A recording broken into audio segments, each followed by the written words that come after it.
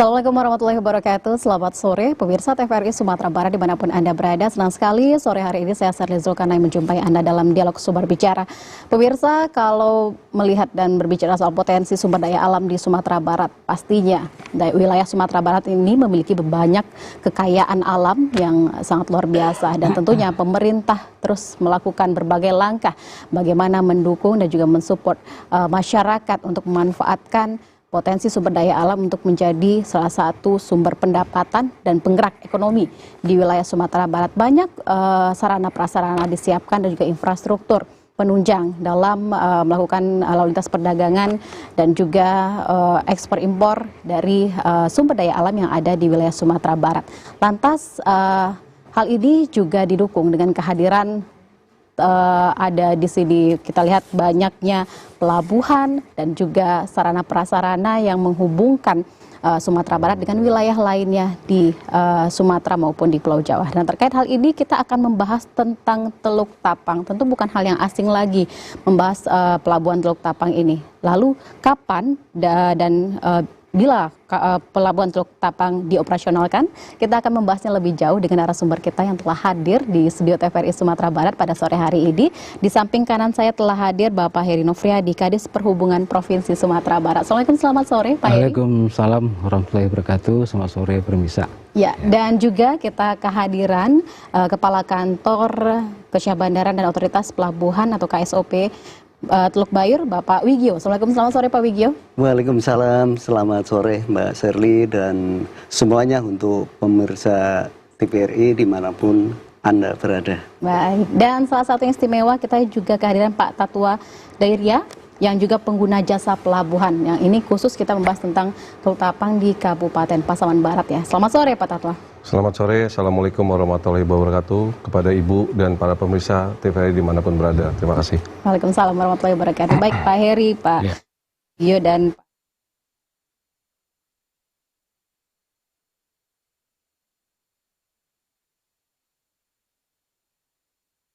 dari hadirnya Teluk Tapang di Kabupaten Pasaman Barat ini dan bagaimana proses pengerjaannya hingga saat ini siap untuk dioperasionalkan walaupun belum dimaksimalkan nih ya Pak ya, karena masih banyak fasilitas penunjang. Bisa kita bicarakan lagi Pak Heri, mungkin bagaimana dulu awal hadirnya Teluk Tapang untuk penunjang perekonomian di Pasaman Barat ini Pak? Iya, pertama sekali ini kan pemrakarsa awal itu dari Pemda Kabupaten Pasaman Barat. Wah, di situ ada potensi, artinya infrastruktur perhubungan sektor laut. Nah lalu di 2006 itu kan mulailah, karena kita melihat ini potensinya cukup bagus untuk antar pulau di provinsi, makanya kita dari provinsi saat itu menyusun kajian mulai dari FS, DID, RIP dan lain sebagainya sampai 2011 kalau nggak salah. Jadi prosesnya sudah selesai, bahkan sudah selesai sisi laut dermaga. Nah melihat potensinya begitu bagus karena Pasaman ini kan hampir dominan ekspor impor yang ada di Teluk Bayur itu dari Pasaman, hampir dominan. Nah makanya melihat itu, kalau ini kita upgrade menjadi pelabuhan yang bertaraf internasional ekspor impor, nah kenapa tidak? Nah ternyata ini disambut baik karena sisi laut kita sudah selesai, tinggal sisi darat lagi. Nah makanya kemarin statusnya sudah berubah pengumpul, bahkan yang lebih bagus itu bahkan disambut oleh pengusaha kita di sektor tambang yang sangat berminat sekali kan. Nah tentu ini kan membantu kita Sumatera Barat. Antara lain bagaimana pemerataan ekonomi di Sumatera Barat ini. Untuk sisi utara berbatasan dengan Sumatera Barat ada Teluk Tapang. Untuk sisi selatan ada Penasahan. Nah dampaknya nanti transportasi darat kita akan berkurang. Jadi itu sangat prospek sekali tumbuhnya pelabuhan Teluk Tapang ini. Nah ekonomi akan tumbuh di seputaran sana nanti. Dari awal perencanaan hingga sudah mulai dibangun dan selesai nih saat ini ya Pak Heri ya. Dan target operasional ini kan juga mundur-mundur ya Pak. Waktu itu sudah tahun 2021 juga sempat dibunyikan kalau akan beroperasional. Ternyata belum ya, 2020 dan kemarin infonya ini 2024 juga nih akan dioperasional. Ini seperti apa nih Pak Heri? Jadi begini, ini kan perencanaan awal. Kita dulu itu membangun laut aja, tapi nggak memikirkan transportasi, jalur jalan ke sana. Nah sehingga dalam perencanaan jalan sudah selesai 20 kilo, tinggal 23 kilo. Mudah-mudahan 2023 selesai. Saya dapat informasi itu tender untuk lanjutan jalan sudah di tender. Nah, mudah-mudahan 2023 sudah bisa dimanfaatkan. Dan kemarin kita sama Pak Gubernur tinjau langsung ke lapangan, melihat jalan itu kan. Jadi kita optimis bahwa ini akan meningkatkan tingkat pendapatan ekonomi kita Sumatera Barat sebagai pendapatan dari hasil bumi, kan. Nah, jadi memang jangka waktu yang panjang dari 2006 sekarang 2022, tapi investasi anggaran kita, APBD kita gunaannya itu justru untuk pembangunan fisik aja kita ngitung-ngitung udah sampai 232 miliar untuk Teluk Tapang. Dari 2006. Bayangkan kan, jadi kita yakin optimis dan jalan yang 20 kilo kemarin kita sudah lihat langsung sama Pak Gubernur dan cukup bagus. Nah ini sudah menimbulkan motivasi nih. Ini baru tambang, nanti CPO, belum lagi hasil komoditi lain kan. Baik. Nah otomatis nanti efisiensi transportasi angkutan darat akan berkurang melalui kendaraan angkutan barang. Mereka lewat kapal. Jadi ini sangat menjanjikan sekali dan kita yakin optimis tahun sekarang minimal tahun besok sudah mulai ekspor. Baik. Nah, kemarin kita sudah dekatkan PTP4 yang di Madinah. Pak Gubernur juga doa lobby kemarin itu. Bagaimana dia sekarang ini pengapalannya di Teluk Tapang, tidak lagi ke daerah Natal lagi. Jadi sesuatu harapan yang sangat menjanjikan sekali, terutama dalam peningkatan pertumbuhan ekonomi Sumatera Barat. Ini berarti jalannya sudah 20 km Udah 20 dari target 40. Target 43. 43 km. Jadi tinggal ya, lebih kurang 23 kilo lagi. Itu pun udah tender juga. Baik. Yakin kita 2023 udah selesai. Nah, itu. Kita harapkan 2023 sampai Selesai. targetnya ya Pak. Ya. Nah Pak Wigio ini selaku memang langsung ya mengawasi dari Pelabuhan Teluk Tapang baik dari awal sampai saat ini ya Pak ya. Mungkin juga mempelajari hal tersebut. Bagaimana nih Pak Wigio untuk kesiapan dari Teluk Tapang sendiri menjadi salah satu pelabuhan yang skalanya internasional ya Pak ya targetnya di situ. Baik, terima kasih Mbak Shirley, bahwa memang benar dari sisi infrastruktur kami sudah menyiapkan ya. Kita di Teluk Tapang ini memiliki dermaga dengan panjang 120 meter kali 12 ya. Kemudian ada trestle ya. Trestle ada 57 meter kali 8. Ada kaswe 157 meter kali 12. Kemudian kedalaman kolam pelabuhan itu minus 7 meter LWS. Jadi kapal dengan bobot 3.000 DWT saya kira bisa aman untuk sandar di sana. Perlu kami sampaikan bahwa beberapa tahapan sudah kami laksanakan. Yang pertama adalah studi kelayakan. Baik. Studi kelayakan sudah dilakukan sejak tahun 2006,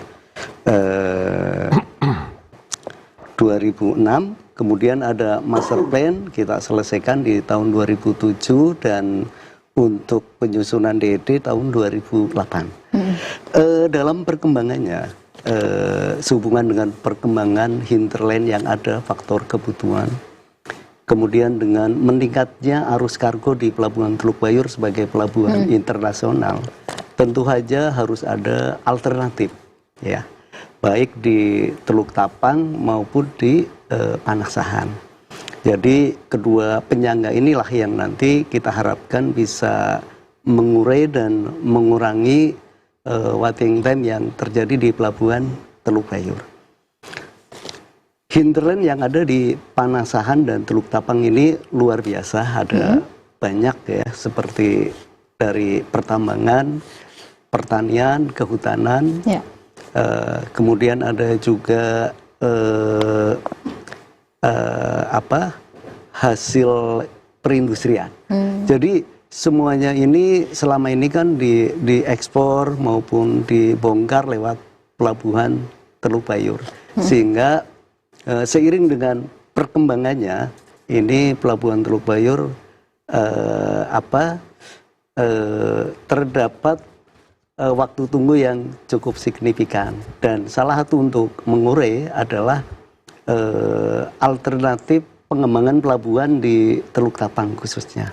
Jadi di Teluk Tapang saat ini sudah kita dari sisi infrastruktur kita udah siap ya. Baik. Terutama untuk buatan curah kering ya. Kalau untuk yang crude palm oil memang sementara kita sedang dilakukan persiapan secara gradual ya, secara bertahap, sehingga nantinya ini bisa berjalan secara simultan, baik untuk muatan yang curah cair maupun curah kering. Dan Pasaman Barat ini luar biasa, Mbak Shirley, terkait potensinya ya. Hampir 60% yang di Teluk Bayur berasal dari Pasaman Barat. Dan ini satu potensi ya, itu bisa memberikan stimulasi untuk pengembangan wilayah, terutama dari sisi aspek ekonomi, karena terdapat efisiensi yang luar biasa. Tetapi memang Pelabuhan Teluk Bayur sebagai pelabuhan internasional tetap peranannya adalah sebagai pelabuhan internasional, sementara di mana sebagian besar nanti kita tetap ekspor dari Teluk Bayur. Sementara Pelabuhan Teluk Tapang dan Panasan sebagai pelabuhan alternatif yang bisa mengurai jika nanti di Teluk Bayur terdapat waiting time atau demurrage yang cukup tinggi. Dan saat ini juga ada beberapa kapal yang sudah bersandar ya, seperti Ocean ya, itu kapal luar negeri. Itu memang kemarin kita sandarkan di sana, tetapi dengan tetap memperhatikan aspek keselamatan pelayaran. Ya. Jadi aspek keselamatan pelayaran adalah prioritas yang tidak bisa kita tawar ya. Itu adalah kebutuhan kita bersama. Baik, sudah dioperasionalkan di situ, sudah ada juga kapal yang bersandar ya, Pak Wigio. Ada kapal. Kita langsung ke Pak. Kita tahan dulu nih Pak Wigio. Kita penasaran nih Pak Tato yang sudah memang pengguna fasilitas sarana prasarana di Teluk Tapang. Sejauh ini sejak kapan Pak mulai menggunakan pelabuhan Teluk Tapang dan bergerak di sektor apa nih Pak Wigio? Baik, terima kasih Mbak Shirley. Jadi kami di perusahaan pertambangan biji besi. Yang mungkin sekarang yang satu-satunya yang perusahaan tambang yang beroperasi di daerah Pasaman Barat. Baik. Ya, jadi tambang kami sebenarnya berada di sana sejak tahun 2006. Cuman banyak hal yang masih harus kami lakukan dengan perizinan. Jadi perizinan lengkap itu sekitar tahun 2015. Karena itu kan lokasi kita kawasan hutan, Bu. Baik, berarti 2006 awal itu belum ada ya Teluk Tapang? Sudah, lagi dibangun. Sedang di pembangunan? Lagi persiapan. Sedang persiapan. Jadi karena kita itu posisinya dulu hutan lindung, jadi kita harus proses supaya sesuai peraturan dan perundangan yang berlaku. Kita turunkan statusnya, kemudian kita pinjam pakai. Selesai semua pinjam pakai itu di 2015. Nah, jadi tapi pada saat itu kita belum bisa beroperasi karena kebijakan pemerintah mengenai biji besi lah, kira-kira begitu, Bu. Kami baru mulai bergerak ini benar-benar setelah selesai pandemi kemarin. Di penghujung tahun mungkin 2021 lah. Waktu itu bersama tim gabungan kita meninjau ke sana, Bu. Karena sejujurnya kalau kita bicara perusahaan, logistik itu semua paling penting, Bu. Baik. Mau itu menyangkut jalan, mau menyangkut itu pelabuhan, tanpa logistik kita nggak bisa hidup. Apalagi di daerah seperti Teluk Tapang, Ibu ya. Daerah kita tuh namanya Jorong Ranah Penantian, itu jauh, Bu. Nggak ada akses ke sana. Jalan masih baru dipersiapkan. Nah, jadi beradaan pelabuhan Teluk Tapang ini betul-betul penting buat kami. Kalau tidak ada pelabuhan Teluk Tapang, Bu, kami harus membawa itu ke Teluk Bayur, mungkin jaraknya lebih dari 200 km, Bu. Tapi kalau dari Teluk Tapang, itu jaraknya hanya 11 kilo. Bisa dibayangin, cost-nya kan sangat signifikan gitu. Jadi ini memang pelabuhan yang sangat kami nantikan untuk segera kita bisa operasikan. Ya tentunya nanti di bawah bimbingan Dinas Provinsi dengan KSOP dan pemerintah Kabupaten Pasaman Barat. Kira-kira sementara begitu, Bu. Izin. Baik. Nah, Pak Toto, ini dengan 2021 ya sudah ke sana melihat situasi dan juga kondisi dari Teluk Tapang ini, ada apa ini yang butuh cepat oleh para pengusaha sendiri atau pengguna jasa? Ya, baik. Mohon izin Pak KSOP. Ya, Pak Kadis. Jadi pelabuhan Teluk Tapang itu sebetulnya kalau dilihat dari pembangunannya itu sebetulnya lebih banyak bukan untuk tambang sebetulnya Pak ya, tapi lebih kebanyak untuk sawit itu sebetulnya. Pertanian ya, ya, karena memang kalau dilihat tinggi dermaganya pun juga cukup tinggi. Jadi yang tadi disampaikan oleh Pak KSOP itu sebetulnya salah satu kapal kami yang membawa waktu itu alat-alat berat, Bu. Nah, jadi atas bimbingan dari KSOP, bagaimana kita menjaga pelayaran ini supaya aman semuanya. Jadi kita turunin tim sana, bagaimana supaya secara teknis itu bisa dilakukan aman, secara lalanya juga benar, proses kita juga alat-alat kita masuk juga baik. Dan itu berhasil kami lakukan Bu kemarin di awal-awal tahun 2022 ya Pak ya? Iya. Jadi semuanya berjalan dengan baik. Nah cuman memang Bu, ada beberapa hal yang harus kita lakukan. Contoh, di sana belum ada conveyor belt. Jadi kami perusahaan nanti harus pasang conveyor belt. Dan sekarang atas arahan Pak SOP, kami sudah meeting juga dengan Kementerian Perhubungan waktu itu. Bagaimana supaya kami bisa segera pasang conveyor belt di situ. Karena proses pemuatan kita ke tongkang kita itu nanti kan lakukan ship to ship Bu. Jadi karena kita kan pakai kapal besar, kita rencana kirim itu sebulan 50.000 ton. Jadi pakai kapal besar. Kapal besar itu tidak bisa merapat ke dermaga. Jadi harus ship to ship. Jadi pakai tongkang, ya mungkin 300 feet. Nah pemuatan ke tongkang itu harus menggunakan conveyor belt. Karena kita memperhitungkan keselamatan dermaganya Bu. Ya. Kalau kita pakai tracking, itu yang kita khawatirkan dermaganya nggak kuat. Baik. Jadi supaya aman kita pakai conveyor belt. Nah, kita harus bangun conveyor belt. Nah, bagaimana caranya supaya proses pemasukan conveyor belt ini izinnya bisa cepat dikasih lah kira-kira begitu Bu, kalau kami dari pengusaha. Walaupun kita sudah usahakan semuanya sudah berjalan dengan baik. Dan sekarang lagi proses, kita tinggal tunggu itu. Oke, baik Pak Toto. Nah Pak Heri, terkait dengan memang berarti masih banyak ya fasilitas yang memang harus dilengkapi di Teluk Tapang tadi, dan bagaimana nanti rencana ke depan step by stepnya nih Pak, hingga bisa dioperasionalkan secara optimal di 2024 nanti? Ya sebetulnya ini kan para pelaku usaha ditambah instansi terkait dalam menunjang kelancaran pengoperasian Teluk Tapang, baik listrik, telepon, dan sebagainya. Sebetulnya ini sudah sinyal bahwa Teluk Tapang pasti digunakan dalam waktu dekat. Jangan sampai nanti ketika ini dioperasionalkan kita terkendala dengan sarana komunikasi, listrik dan sebagainya. Dan gitu juga pelaku-pelaku ekonomi, apakah itu CPO, apakah itu masyarakat transportasi, bahwa di sini ekonomi akan tumbuh melalui operasi Teluk Tapang, sehingga nantinya infrastruktur yang dibutuhkan untuk kelancaran ini sudah harus disiapkan dari sekarang. Kita dari sektor perhubungan, upaya kita ada bagaimana kita mengurangi volume arus lalu lintas, terutama di angkutan barang. Kita coba mengklaster daerah kita ini, Sumatera Barat, dengan mengaktifkan Teluk Tapang sebagai pelabuhan pengumpul. Otomatis kan transportasi angkutan barang akan berkurang ke Teluk Bayur. Kemacetan akan berkurang, penggunaan BBM akan berkurang. Jadi inflasi yang ditumbuhkan dari sektor operasi akan lebih dapat kita tekan kan. Nah sinyal ini secara umum sisi pemerintah daerah Sumatera Barat sudah mulai sekarang. Artinya kemarin kita sama Pak Gubernur pertemuan dengan Pemda Pasaman dengan kecamatan di situ. Nanti mereka akan butuh tenaga kerja, butuh kebutuhan konsumsi rumah tangga, butuh penginapan. Nah dari sekarang sudah harus membaca sinyal ini. Jangan sampai nanti dari Gamitra mulai melakukan operasional, mulai ekspor, aktivitas mulai banyak, malah ini susah. Mau tukar uang susah, mau telepon susah. Nah ini harus cepat dibaca gitu kan. Jadi menurut kami sisi pemerintah daerah, sama dari sini transportasi, ini harus dibaca. Kalau saya di sektor perhubungan, terutama angkutan barang yang ada tergabung dalam organisasinya, nah itu harus mulai dari sekarang investasinya. Kalau di operasi tahun sekarang, berarti kan akan berkurang investasi ke Teluk Bayur. Nah bagaimana? Harus kita sikapi kan. Nah, dan di sektor angkutan pedesaan juga. Nah kemarin kita sudah mencoba sebagai motivasi itu mengarahkan angkutan kapal perintis.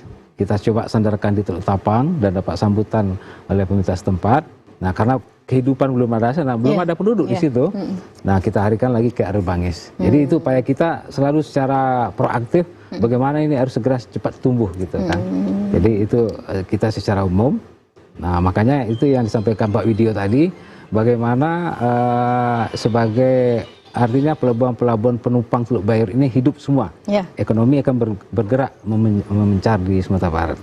Jadi bisa seperti Teluk Bayur walaupun kurang lebihnya ya Pak ya. Iya. Di situ percepatannya bersamaan ya. Satu pembangunan Teluk Tapang ini, satu lagi pemukiman dan juga aktivitas seluruh secara general, secara makro pasti. Setiap ada gula pasti ada semut. Nah gitu juga kalau aktivitas ekonomi ada di situ, ini sekarang baru biji-biji, tambang dan lain sebagainya, nanti sekarang aja tenaga kerja udah mulai berdatangan di sana kan. Nah, bagaimana penginapan, bagaimana kebutuhan rumah tangganya, bagaimana dan sebagainya. Nah, sinyalnya harus dibaca oleh pelaku. Sudah ada pembicaraan Pak dengan pemerintah daerah? Sudah. Dan dari Pemda Pesawaran pun sekarang sudah menyiapkan juga, baik dari segi perusahaan daerahnya maupun dari masyarakat. Tinggal lagi percepatan ini. Nah, bagaimana ini secepatnya sehingga nanti yang disampaikan Pak Dirjen, kapal nggak antri lama lagi di Teluk Bayur, Bu. Jadi mereka sudah bisa di Teluk Tapang. Sudah terbagi seperti itu. Nah, ya, ini Pak. nanti kan kos transportasi berkurang. Nah, ini akibatnya pendapatan per kapita penduduk akan bertambah meningkat. Nah, itu harapan kita. Jadi impactnya sangat luas ya, sangat termasuk luas perekonomian iya. masyarakat. Nah, Pak Wigio tadi juga disampaikan nih, Pak Tatwa, ternyata memang Teluk Tapang itu sendiri bukan diperuntukkan untuk pertambangan, sepertinya untuk lebih sektor utamanya perkebunan dan juga pertanian. Tapi memungkinkan nggak nanti memang pertambangan juga ikut di situ seperti itu? Jadi untuk RIP ya, rencana induk pelabuhan, itu ada beberapa jenis komoditi yang sudah ditetapkan. Antara lain adalah crude palm oil dan turunannya. Kemudian ada juga barang-barang curah kering ya, termasuk untuk cangkang, untuk pertambangan. Jadi untuk yang ada lahan darat yang sudah disediakan. Dan kalau kita lihat di DED-nya ya, itu terlihat sekali bahwa untuk yang tangki timbun itu disediakan di sebelah kiri sisi dermaga. Sedangkan kalau untuk yang curah kering, kita udah menyiapkan di sisi kanan dermaga. Sehingga saya kira Pelabuhan Teluk Tapang sebagai pelabuhan pengumpul tentu saja tidak spesifik ke curah cair saja, tetapi dedikatif untuk curah kering. Dan memang untuk persiapan curah cair perlu waktu yang harus kita persiapkan lagi ya. Jadi perlu tahapan yang lebih konkret, seperti misalnya pembangunan tangki timbun ya. Kemudian juga ada pembangunan pipa. Nah, saat ini itu belum dilakukan, dan mungkin dalam waktu dekat yang sudah siap adalah curah kering.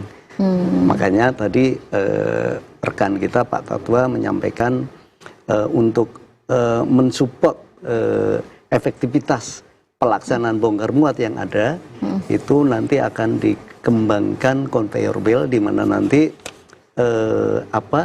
kinerjanya akan lebih bisa meningkat dibandingkan dengan cara tracking ke dermaga. Jadi ada beberapa keuntungan ya. Yang pertama tentu saja trestle dan dermaga lebih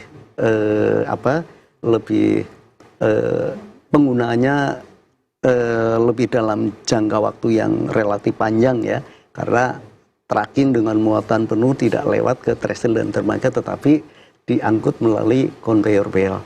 Dan dari sisi kinerja juga jauh lebih cepat. Jadi memang pengembangan conveyor belt itu sangat diperlukan ya. Berarti masih bisa dapatkan izin cepat untuk pembangunan ya, ini, Pak? Saat ini memang masih dalam proses ya. Sebagaimana kita ketahui bahwa dermaga, trestle, kemudian vendor, boiler yang ada di situ adalah aset negara yang memang saat ini dicatat di KSOP.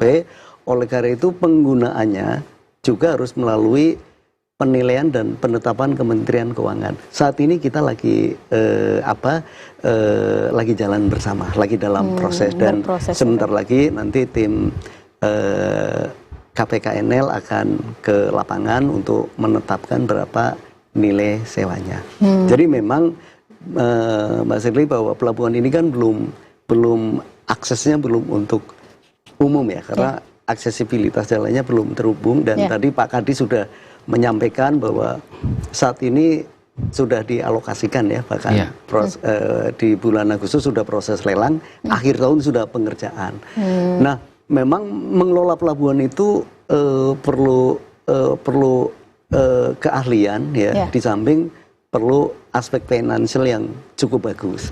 Mereka itu mungkin dari kami menggandeng Prusda atau mungkin teman-teman lain nanti pelaksananya dengan mekanisme tender nanti. Siapa yang terbaik, siapa yang bagus, basic pioneernya mumpuni, itu nanti yang bisa mengelola pelabuhan ya. Karena nanti harus dikelola oleh Badan Usaha Pelabuhan. Baik Pak Tatwa, Pak Widi dan juga Pak Heri, kita tahan dulu nih Pak. Jadi nantinya akan bertanya terkait dengan ini kan sudah pembukaan jalan ya, titik-titik mana saja yang menjadi prioritas. Tapi kita tahan dulu, kita akan kembali setelah jeda berikut ini. Baik pemirsa, kembali dalam dialog Sumber Bicara pada sore hari ini kita membahas tentang kapan sih Pelabuhan Teluk Tapang dioperasionalkan, dan tadi kita sudah bersama ada Pak Wigio, Pak Tatwa dan juga Pak Heri, Kepala Dinas Perhubungan Provinsi Sumatera Barat. Kita kembali membahas terkait dengan manfaat dan juga apa saja yang telah dilakukan di Pelabuhan Teluk Tapang ini. Ke Pak Tatwa nih, Pak Tatwa. Tadi sudah disampaikan sebenarnya kata Pak Heri, di mana ada gula di situ ada semut, ada nih potensi yang besar di situ. Pasti masyarakat juga akan berdampak sebenarnya bila dikelola dengan maksimal. Nah, dampak positif apa sih Pak yang bisa Bapak lihat dari hadirnya Teluk Tapang di Kabupaten Pasaman Barat ini Pak? Baik, jadi kalau kami tentunya dari segi perusahaan melihat, yang jelas pertama tenaga kerja itu Bu. Kami mengoperasikan alat-alat berat. Otomatis banyak tenaga kerja yang kita rekrut dari daerah situ. Tentunya kita membuat ring 1, ring 2, ring 3. Ring 1 itu berarti yang betul-betul dekat dengan lokasi kita. Sekarang kita lagi fokus di situ. Ya, karena kita lagi persiapan produksi. Nanti kalau nanti sudah mengarah kepada mulai produksi, kita akan lari ke ring 2, lebih lebar. Mungkin sekarang itu di Desa Poros, nanti mungkin ke Air Bangis, Pulau Panjang dan sebagainya. Nanti begitu lebih besar lagi kapasitasnya, nanti kita lebih lagi daerah mungkin sampai ke Simpang 4 dan sebagainya. Nah, itu dari segi apa namanya? Manfaat kepada masyarakat ya. Kita akan bisa membagi pekerjaan kepada mereka semua. Nah, kalau dari Pelabuhan Teluk Tapangnya sendiri Bu, kalau buat dari sisi perusahaan ya tentunya sangat bermanfaat. Ibu bisa bayangin kalau kami harus bawa biji besi kami ke mana? Ke Teluk Bayur. Jarak itu luar biasa, 200 kilo lebih Bu. Satu itu. Yang kedua, yang paling jelas itu tidak memungkinkan tanpa Teluk Tapang. Kenapa? Jalannya pun belum ada. Gitu. Jalan ini sekarang masih dibangun sama pemerintah. Ya, masih sisa 3 kilo something, 20 kilometeran. Untuk menanggulangi itu pun kami terpaksa harus investasi sendiri. Kami bangun jalan kurang lebih 9 sampai 10 kilo dari Tambang sampai ke Pelabuhan Teluk Tapang. Sambil menunggu proyek yang sedang dibangun oleh pemerintah yang disampaikan oleh Pak Kadis tadi bahwa sekarang dalam proses mungkin 2023 akan selesai. Nah, jadi sementara kami akan memanfaatkan jalan yang kami bangun sendiri untuk membawa produk kami ke sisi darat Pelabuhan Teluk Tapang untuk bikin stockpile di situ. Kemudian akan kita muat ke kapal. Nah, jadi kalau manfaatnya bisa dibilang ya harus ada Pelabuhan Teluk Tapang Bu. Tanpa itu kita nggak bisa keluar itu barang. Mau kita kerja kayak apapun selesai berhenti kita. Ya kira-kira itu Pak. Jadi mohon Bapak-bapak, Pak Kadis, Pak SOP, tolonglah kami dibantu. Begitu pentingnya ya Pak ya? Segitu penting, dan ini sangat vital. Tanpa Pelabuhan Teluk Tapang nggak ada. Kegiatan kami berhenti total Bu. Oke, baik, nanti dijawab Pak Heri. Tapi kami pemirsa juga mengundang Anda nih untuk diskusi bersama kami di 0751 463133 untuk Anda yang berada di luar Kota Padang, dan di 463133 untuk Anda yang berada di wilayah Kota Padang terkait dengan Pelabuhan Teluk Tapang di Kabupaten Pasaman Barat ini. Kita ke Pak Heri nih, mungkin bisa dijawab langsung juga nih Pak. Pak Tatwa sudah mohon tolong dioptimalkan, diaktifkan secepatnya seperti itu. Sebagai bukti kemarin itu Pak Gubernur langsung jalan darat menuju Teluk Tapang. Jangan nanti hanya cerita-cerita, Pak Gubernur langsung buktikan. Bahkan beliau masuk dari daerah Sumatera Utara, Desa Baru, PTP 4, melalui jalan darat. Jalan yang ya betul-betul kayak off-road lah itu. Pak Gubernur langsung masuk lumpur, sampai Pak Gubernur naik sepeda motor dan sampai ke Teluk Tapang dan ketemu langsung dari KSOP dan dari perusahaan kan. Nah, ini membuktikan keseriusan Pak Gubernur. Karena yang menjadi misi Pak Gubernur pertama nomor 6 itu adalah bagaimana peningkatan infrastruktur transportasi. Itu janji beliau. Nah, ini beliau buktikan. Nah, itu bentuk keseriusannya. Ditambah juga Gubernur sudah mengadakan koordinasi dengan Bupati Pasaman Pasaman Barat, termasuk dengan camat juga. Nah, kita harus siapkan piranti-piranti pendukung operasional dari Teluk Bayur ini, dari Teluk Tapang ini. Jangan sampai nanti ini sudah operasional seperti yang disampaikan tadi oleh dari perusahaan Gamitra bahwa mau butuh telepon susah, Ya. mau listrik susah, atau setiap kapal tuh dia butuh beras, butuh makanan, butuh BBM, butuh air. Siap nggak kita sekarang? Nah itu kan semua pelaku-pelaku usaha harus cepat. Waktu ini sekarang udah pertengahan 2022. Mana tahu 2023 sudah mulai eksis. Jadi kalau kita dari sektor pemerintah daerah sangat care sekali dengan masalah ini dan dibuktikan oleh Pak Gubernur sendiri.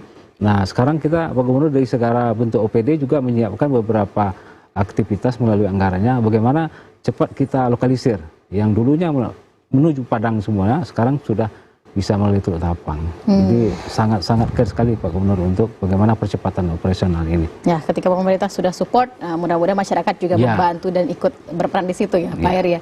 Baik, nah Pak Vigio, kalau saat ini aktivitas di Pelabuhan Teluk Tapang itu apakah memang perharinya ada selalu atau gimana nih Pak untuk intensitas aktivitas di sana Pak? Kalau aktivitas saat ini belum ada ya. Saat ini memang kami aktivitas untuk penyandaran kapal hanya dilakukan untuk PT Gamindra ya, karena memang yang sudah siap kargonya. Namun demikian, sebagaimana yang tadi Mbak Shirley sampaikan dari outcome ya, manfaat, kemudian beneficitas, tentu saja dengan didorong beroperasinya Pelabuhan Teluk Tapang ini dari negara juga akan memperoleh pendapatan baru ya berupa PNBP, dan ini nanti akan dilakukan oleh teman-teman dari Kementerian Keuangan, nanti akan melakukan penilaian dan selain itu juga aspek ekonominya. Jadi begitu proses kegiatan pelabuhan berjalan, tentu saja ada pelaku usaha, ya, ada shipper, ada kontainer, ya, ada perusahaan bongkar muat, ada buruh TKBM, yang semuanya nanti akan melakukan kegiatan. Nah, inilah nanti sebagaimana yang disampaikan Pak Kadis tadi akan memiliki manfaat ekonomi yang cukup besar ya, dan kami juga sangat mengapresiasi apa yang sudah dilakukan pemerintah daerah, baik provinsi maupun kabupaten ya, baik Pak Gubernur, Pak Bupatinya semuanya support, bahkan Pak Gubernur dan Pak Bupati pun bersama-sama kita ke lapangan.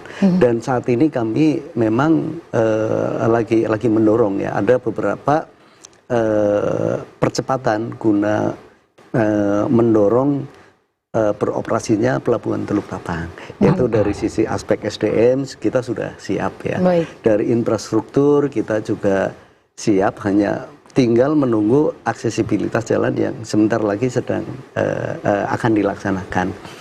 Kemudian satu lagi yang tidak kalah penting adalah aspek lingkungan. Ya. Jadi bagaimana pelabuhan ini beroperasi tapi ramah terhadap lingkungan ya.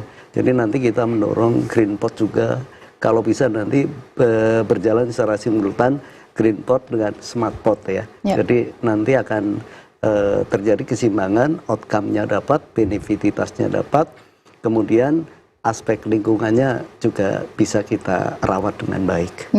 Kalau dari fisik pelabuhan atau luas pelabuhan sendiri, berapa kapal sih Pak yang bisa bersandar? Saat ini dengan panjang 120 kali 12, tentu saja sesuai dengan spesifikasi teknis yang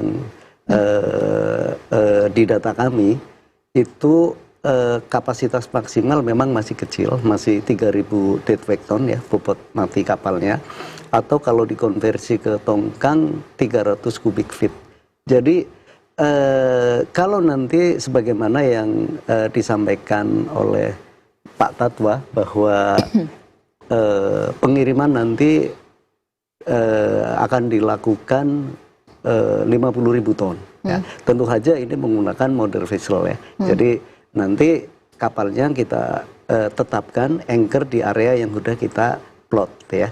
Kemudian nanti kapal feedernya ya, dalam hal ini kalau tidak salah itu playing fish ya. Itu dengan bobot 3.000 DWT sesuai dengan yang ada di spesifikasi teknis dermaga. Itu sebagai kapal feeder. Jadi dari conveyor belt nanti ditambung dulu di kapal feeder ini. Setelah mencapai 3.000 kita bawa ke model vesselnya. Ya. Jadi nanti memang ada aktivitas STS, ship to ship transfer. Ya. Oke, baik. Nah, Pak Toto, kalau untuk penjadwalan pengiriman atau juga pengangkutan dari hasil tambang sendiri, rutinitasnya setiap hari per minggu atau gimana nih Pak? Jadi yang dibilang 50.000 ton itu per bulan, Bu. Per bulan? Per bulan, per bulan. Itu bukan suatu hal yang mudah, kita harus persiapkan sebegitu banyak, Bu. Itu besar sekali kapal itu. Dan butuh perencanaan yang baik, yang baik dan tepat itu. Supaya, karena kalau ship to ship itu, kalau kita terlambat, itu demurrage-nya lumayan besar itu, Bu. Jadi nanti tentunya disesuaikan dengan kapasitas produksi, kapasitas kapal dan sebagainya, Bu. Jadi 50.000 ton itu per bulan.